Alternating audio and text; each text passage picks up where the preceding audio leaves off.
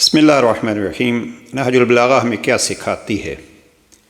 نہج البلاغہ امیر المومنین کا کلام، سب سے مہم چیز جو نہج البلاغہ سے ہم سیکھ سکتے ہیں وہ اللہ سے بندے کا تعلق کیسے ہونا چاہیے۔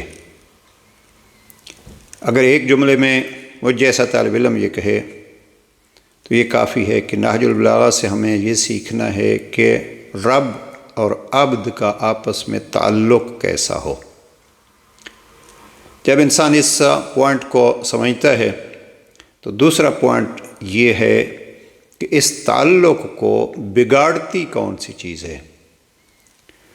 تو جناب امیر علیہ السلام کے کلام کے مطابق اس تعلق کو بگاڑنے والی چیز کا نام ہے دنیا۔ اگر نہج البلاغہ کو آپ دقت سے پڑھیں تو یہ دو چیزیں آپ کو ہر خطبے میں کسی نہ کسی پہلو سے نظر آئیں گی۔ جنہوں نے جناب امیر المومنین کی مخالفت کی اور دکھ پہنچائے، ان کی بھی مین وجہ یہی تھی کہ رب سے ان کا کوئی تعلق نہیں تھا۔ ان کی اپنی خواہشات اور ہوائیں قرآن کے فرمان کے مطابق الہہ ہوا، ان کا خدا گویا ان کی خواہشات بن جاتی تھیں، اور ان کی زندگی کا مقصد یہ دنیا بن جاتی تھی۔ تھوڑی سی دنیا کے لیے اتنے بڑے ولی خدا کو چھوڑ دیا گیا۔ لہذا نہج البلاغہ سے یہ دو چیزیں سیکھی عزیزان، اللہ سے تعلق اور دنیا سے خبردار۔ ہم یہ نہیں کہتے کہ دنیا سے بچ کے رہیے، دنیا سے خبردار رہیے۔ دنیا کو اللہ کی دی ہوئی ایک نعمت سمجھ کے اس کو ایسے استعمال کیجئے جیسے اس کریم نے چاہا ہے۔ تو یہی نہج البلاغہ میں جناب امیر علیہ السلام فرماتی ہے متجر اولیاء اللہ، کہ اللہ کے ولیوں کی تجارت گاہ بن جاتی ہے۔ میں دو تین پوائنٹس آپ کی خدمت میں کلام امام سے عرض کر دوں انہی عناوین کے تحت۔ خطبہ نمبر 158 آپ پڑھیے، اور اس میں رب اور عبد کا تعلق آپ کو واضح ہوگا۔ جب ہم نے اس کو رب مانا، جب ہم نے اس کو مالک مانا، جب ہم نے اس کو منعم مانا اور محسن مانا، تو پھر جناب امیر علیہ السلام فرماتے ہیں احمدہ علی ما تأخذ و تعطی، تو لے لے تو بھی ہم تیری حمد کرتے ہیں، تو کچھ دے تو بھی تیری حمد کرتے ہیں، تو شفا دے تو ہم تیری حمد کرتے ہیں، اور تو بلا و مبتلا کرے تو بھی ہم تیری ہی حمد کرتے ہیں۔ اس لیے کہ سب سے بڑی کائنات کی چیز وہ تیری مرضی ہے۔ اور پھر یہاں امام دنیا کی طرف متوجہ کرتے ہیں اور خبردار کرتے ہیں کہ ایسے نہیں ہے کہ آپ کو یہ دنیا اس رب سے دور کر دے اور کچھ لے لی جائے تو پھر آپ شکوے شروع کر دیں۔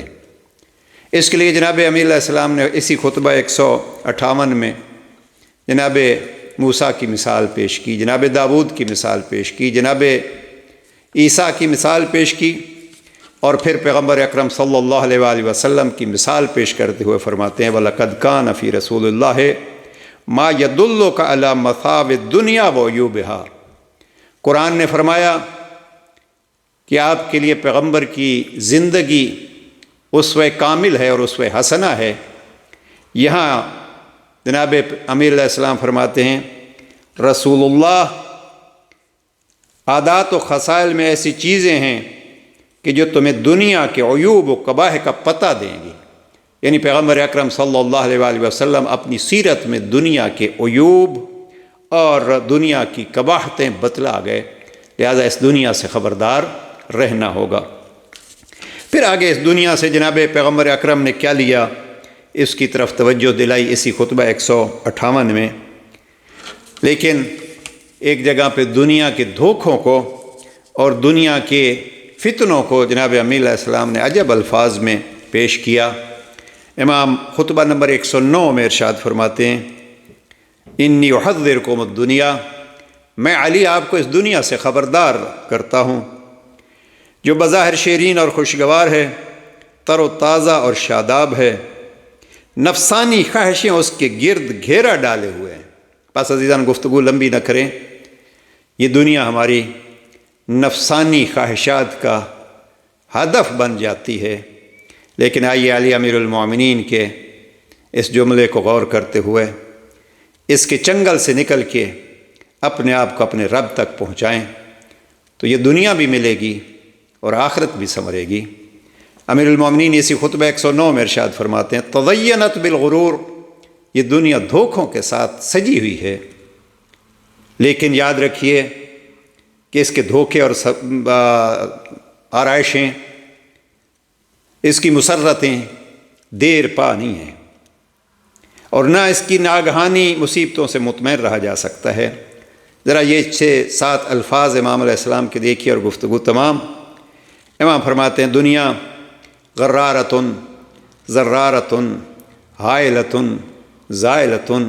مفتی صاحب کا ترجمہ آپ کی خدمت میں پیش کر دوں، وہ دھوکے باز ہے، نقصان رساں ہے، عدلنے بدلنے والی ہے، فنا ہونے والی ہے، ختم ہونے والی ہے، مٹ جانے والی ہے، کھا جانے والی ہے اور ہلاک کر دینے والی ہے۔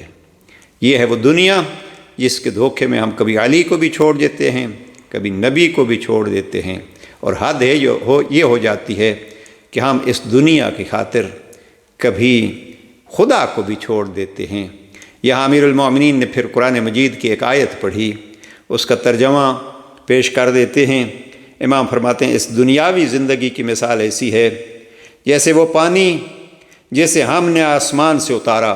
آیت پڑھ رہے امام، دنیا کی مثال ایسی ہے جیسے وہ پانی جسے ہم نے آسمان سے اتارا تو زمین کا سبزہ اس میں گھل مل گیا اور اچھی طرح پھلا پھولا، پھر سوکھ کر تن کا تن کا ہو گیا، جسے ہوائیں ادھر سے ادھر اڑاتے پھرتی ہیں، اور اللہ ہر چیز پر قادر ہے۔ یعنی دنیا پہ زیادہ بھروسہ نہ کیجئے، یہ خشک گھاس کی طرح تھوڑے سے ہوا کے جھونکے سے ادھر سے ادھر چلی جاتی ہے۔ ربط رکھیے تو اس رب سے جو باقی ہے، اور بندہ جو اس سے اپنا تعلق جوڑ لیتا ہے، اس بندے کی بھی بقا کا وہ ضامن بن جاتا ہے۔